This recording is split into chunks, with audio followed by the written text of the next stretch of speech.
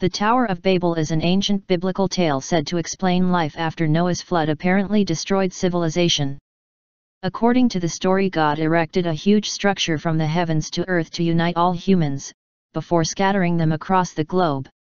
A discovery made in the Babylon province of Iraq could provide evidence this mega-complex actually existed and that it was even destroyed by an alien race, it has been claimed. According to Amazon Prime's Bible Conspiracies, the find made in Borsippa archaeological site matches that of the ancient story.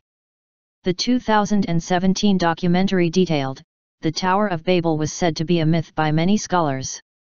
However, a series of cylinders were found in Borsippa which pieced together a huge tower.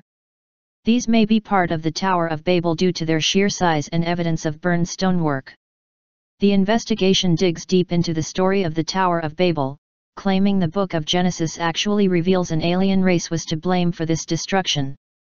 The series continued, the tower was said to have been destroyed by God, but the text actually tells us it was a strange alien race, referred to as the Anunnaki.